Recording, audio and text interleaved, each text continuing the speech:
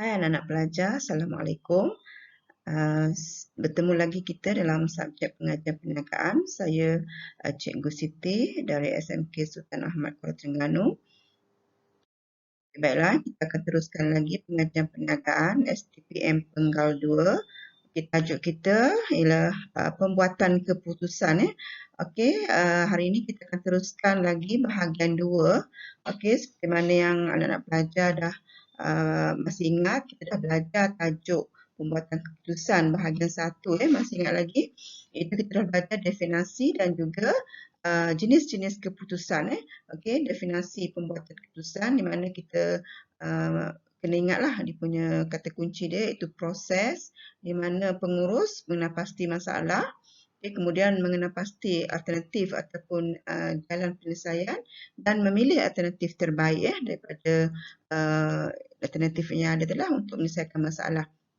Okay, kemudian kita dah bincang juga jenis pembuatan keputusan ni, itu kita ada dua, itu keputusan rutin dan keputusan tak rutin. Okey, jadi hari ini kita akan teruskan lagi bahagian kedua. Okey, bahagian kedua pembuatan keputusan iaitu proses pembuatan keputusan. Proses pembuatan keputusan. Okay, proses pembuatan keputusan ialah satu langkah ataupun fakta khusus yang tertulis di sukatan, dan ini kita kena ingatlah. Kena ingat mengikut urutan yang betul. Okay, dengan ejaan perkataan pun mesti betul lah. Okey, di sini kita ada 6 langkah dalam proses pembuatan keputusan. Okay, tengok dalam bentuk nombor.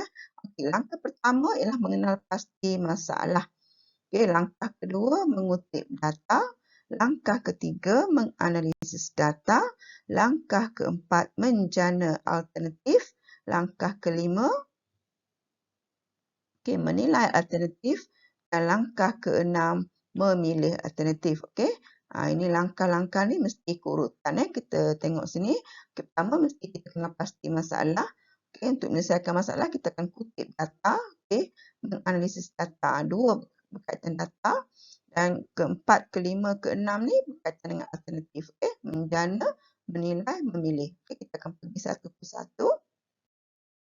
Okey, sebelum tu bentuk ataupun langkah-langkah tadi kita boleh buat juga dalam bentuk peta minda macam ni lah untuk mudah pelajar ingat, lebih menarik, lebih kreatif lah.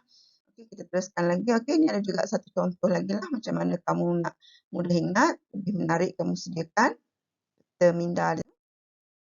Okay, kita teruskan dengan langkah demi langkah lah. Okay, langkah pertama itu proses mengenal pasti masalah. Okay, seperti mana yang kita nyatakan dalam definisi sebelum ni, di mana pembuatan keputusan ni ialah satu proses di mana pengurus mengenal pasti masalah. Jadi untuk menyelesaikan masalah kita bermula dengan untuk membuat keputusan kita mesti bermula dengan masalah lah. Okay, langkah pertama, pengurus perlu mengenal pasti masalah yang wujud dalam organisasi serta punca berlakunya masalah tersebut. Okey, so masalah tu kita kena pasti dan punca apa berlakunya masalah tu. Okey, di sini pengurus perlu mengenal pasti adakah masalah itu masalah utama atau masalah sampingan. Dalam organisasi kita ada dua masalah. Sama ada masalah tu masalah besar, masalah utama ataupun masalah sampingan kurang daripada masalah utama tadi lah. Okay, pengurus juga perlu mengkaji punca masalah disebabkan faktor dalaman atau faktor luaran. Okay? Masalah dalam sebuah organisasi ni kita ada sama ada faktor penyebab masalah tu punca dia daripada dalaman ataupun luaran. Okay, contoh dalaman macam kerja, okay? Masalah kita punya kewangan, dan masalah luaran ialah faktor luaran seperti pesaing dan sebagainya lah. Okey, contoh di sini tengok langkah pertama ni kita boleh kena pasti masalah. Contohnya jualan syarikat perabot Vision Berhad merosot sebanyak 40% dan berapa kemungkinan kemerosotan ialah kualiti perabot. Ini dalaman kualiti bahan mentah, promosi kurang berkesan dan persaingan sengit. Okey, ini langkah pertama mengenal pasti masalah. Maknanya di situ pengurus dah ada isu ataupun masalah yang perlu diselesaikan lah. Kita teruskan lagi kepada langkah kedua. Okey, untuk menyelesaikan masalah perlu ada maklumat. Langkah kedua ialah mengutip data. Okey, di mana pengurus perlu mengumpul seberapa banyak maklumat berkaitan dengan masalah yang telah dikenal pasti. Jadi untuk menyelesaikan masalah kita kena ada maklumat. Jadi maklumat ni mesti kita kutip lah, mesti kita kumpul lah. Okey, maklumat boleh dikumpul melalui sumber dalaman atau sumber luaran. Okey, itu sumber primer ataupun sumber sekunder. Okey, so maklumat ni kita boleh kumpul sama ada sumber dalaman, rekod-rekod rekod-rekod jualan, sumber luaran kita boleh ambil daripada pelanggan dan sebagainya lah. Okey, pengurus perlu memastikan data yang dikumpul relevan dengan masalah yang dikenal pasti. Masalah data yang kita kumpul ni mesti berkaitlah dengan masalah kita tu. Mesti ada kaitan relevan. Okey, pengurus boleh menggunakan kaedah seperti soal selidik atau temu duga untuk mengumpul data. Jadi pengurus ni boleh guna kaedah. Macam mana dia nak kumpul data tu, nak kutip data tu, boleh buat soal selidik, boleh temu duga untuk mengumpul data. Contoh, pengurus mengumpul data melalui laporan yang disediakan oleh Jabatan Pemasaran dan Jabatan Pengeluaran. Ini okey, dia apa? Kumpul laporan. Laporan ataupun rekod-rekod lah daripada pengurus di Jabatan Pemasaran ataupun rekod-rekod daripada Jabatan Pengeluaran lah. Okey, dan juga mungkin daripada sumber luaran dikutip daripada ejen pengedaran. Okey, kita teruskan lagi. Okey, langkah ketiga. Langkah ketiga kita boleh analisis data. Maklumat ataupun data yang kita kumpul tadi, kita akan analisis. Kita akan kaji. Kita akan tafsir. Pengurus perlu mengkaji dan mentafsir data yang telah dikumpul. Okay? Jadi pengurus ni, dia dapat data tu, dia akan analisis lah. Okay, pengurus perlu memastikan bahawa data yang dikumpul berkualiti, boleh dipercayai dan mempunyai kesahihan yang tinggi. Okay? Seperti kita ni kendaki data yang kita dapat tu kita mestilah sahih lah, yang boleh dipercayai lah. Sumber-sumber yang kita dapat tu sumber yang dipercayai lah. Okay, pengurus boleh menggunakan alat kuantitatif seperti statistik deskriptif seperti mean, mode dan median. Untuk analisis ni kita boleh guna alat-alat ni, alat kuantitatif lah terutamanya. Ini kita akan belajar ataupun kita akan tengok di bahagian ketiga nanti, itu alat kuantitatif. Contoh, pengurus telah menganalisis data dengan menggunakan statistik deskriptif dengan membina graf untuk menunjukkan kemerosotan jualan perabot. Jadi kita akan analyse, kita akan buat dalam bentuk yang lebih faham, kita kira dia punya mean, mode, median dan kita akan sembahkan dalam bentuk graf lah. Okey, seterusnya dah analisis data, kita kena ada alternatif. Okey, seperti mana yang kita dah faham, konsep pembuat keputusan ni ialah menjana alternatif ataupun mengadakan alternatif. Pengurus perlu mencari pelbagai pilihan alternatif untuk menyelesaikan masalah. Jadi untuk menyelesaikan masalah kena ada beberapa pilihan lah ataupun alternatif. Okay, pengurus boleh mengadakan perbincangan atau mesyuarat untuk mengenal pasti alternatif. Jadi untuk mendapatkan alternatif tadi, dia boleh dapatkan idea-idea melalui perbincangan ataupun mesyuarat. Okey, pengurus boleh menggunakan kaedah seperti kaedah sumbang saran atau kumpulan nominal untuk mencari alternatif. Okey, kita boleh guna kaedah sumbang saran. Ini kita akan belajar lagi. Kita akan belajar nanti dalam tajuk alat pembuatan keputusan lah.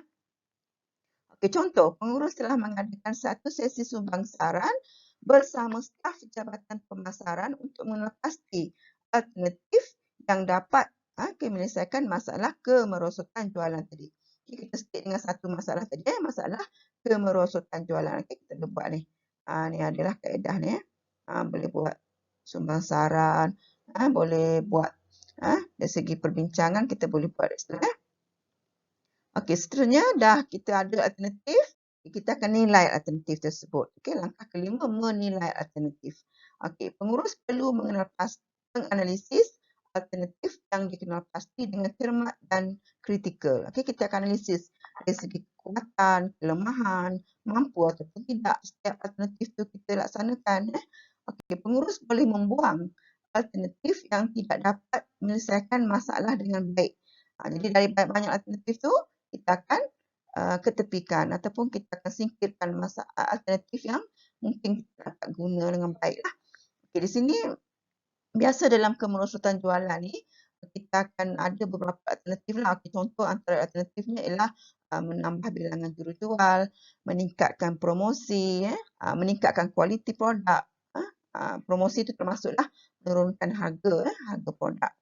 Okay, pengurus boleh menggunakan kaedah seperti analisis tulang ikan atau pokok keputusan untuk menentukan dan memilih alternatif terbaik. Ini pun kita akan belajar dalam tajuk alat pembuatan keputusan nanti. Okay, untuk data yang tidak berangka ataupun tidak bernombor, kita boleh gunakan analisis tulang ikan. Dan bagi data yang bernombor ataupun maklumat yang berangka, kita boleh gunakan alat pokok keputusan. Okey, contoh pengurus menggunakan kaedah pokok keputusan untuk mengenal pasti alternatif terbaik yang boleh menyelesaikan masalah kemerosotan jualan. Okey, ini antara contohlah gambar pokok keputusan. Okey, kita akan belajar nanti di bahagian ketiga. Okey, seterusnya langkah terakhir memilih alternatif. Okey, kita boleh pilih alternatif. Pengurus akan pilih satu jalan penyelesaian terbaik. Pengurus perlu memastikan alternatif yang dipilih membawa pulangan yang terbaik serta mampu menyelesaikan masalah. Contoh, pengurus telah membuat keputusan untuk menggunakan strategi promosi yang baru untuk meningkatkan jualan perabot. Okay, jadi daripada 2, 3 ataupun 4 alternatif tadi, setelah kita nilai, kita gunakan pokok keputusan ke, kita guna tulang ikan ke, analisis tulang ikan ke, kita akan pilih satu alternatif terbaik. Ini langkah terakhirlah. Ni untuk lebih lanjut kita akan guna alat nanti kita akan belajar dalam tajuk seterusnya lah. Okey, so itu antara 6 langkah dalam proses pembuatan keputusan yang mesti pelajar, anak-anak pelajar hafal dan ingat. Okay, so ini ialah langkah fakta khusus mesti jawab mengikut urutan lah. Okey, contoh soalan. Okay, nyatakan 5 langkah pertama dalam proses pembuatan keputusan. Okey, 5 markah. Jadi apa yang pelajar perlu buat ialah senaraikan sahaja. Nyatakan, tak perlu hurai. Langkah pertama hingga langkah kelima. Pastikan ejaan ni mesti betul. Menyelesaikan masalah, mengutip data, menganalisis data, menjana alternatif, menilai alternatif. 5. Ikut urutan. Kalau awak buat ni 3 ni jadi 2, 2 jadi 3, salahlah. Mesti ikut urutan. Seterusnya, contoh soalan seterusnya, huraikan 2 langkah pertama. Ni nak 2 langkah pertama. Markah 6. Apa yang pelajar perlu buat ialah fakta, 1 markah. Bila 6 markah maknanya 1 jawapan, 3 markah. So, 2 huraian perlu di situ lah. Huraian seperti tadilah. Mengenal pasti masalah ni, mengenal pasti punca, masalah apa. Masalah itu dalaman ke, luaran ke, masalah utama ke, masalah sampingan ke. Yang kedua, mengutip data. Bagi fakta dan bagi huraian. Seterusnya, kita boleh juga jumpa soalan yang berbentuk dia bagi rajah ni. Dia bagi rajah. Dikosongkan X, Y, Z. Ni pelajar kena isi. Untuk menjawab soalan ni, langkah pertama dah ada bagi mengenal pasti masalah. Langkah kedua, X. Jawapan mesti gunakan simbol X ni. X ialah apa? Y ialah apa? X. Setelah mengenal pasti masalah, X ialah mengutip data. Menganalisis data dia bagi. Y ialah menjana alternatif. Maka untuk seterusnya kita kena hurailah. Huraian setiap fakta ni. Esei panjang pun boleh juga. Jelaskan proses pembuatan keputusan. 18 markah. Di sini untuk jelaskan esei panjang, calon mesti bagi fakta, huraian dan contoh. Jadi 6 markah, 18 markah, kita bagi 6, 3 lah. 1 markah fakta, 1 markah huraian, 1 markah contoh bagi setiap fakta lah. Okey. Jadi untuk tajuk ataupun pelajaran kedua kita, bahagian kedua, itu proses pembuatan keputusan. Okay, apa yang penting di sini, pelajar mesti ingat keenam-enam proses pembuatan keputusan tadi. Okay, kita ulang sekali lagi. Langkah pertama, okay, mengenal pasti masalah. Langkah kedua, mengutip data. Langkah ketiga, menganalisis data. Keempat, menjana alternatif. Kelima, menilai alternatif. Dan terakhir, memilih alternatif. Okey, sekian saja untuk pelajaran hari ini. Harap anak-anak pelajar boleh mengingat semua fakta tadi. Okey, terima kasih. Assalamualaikum.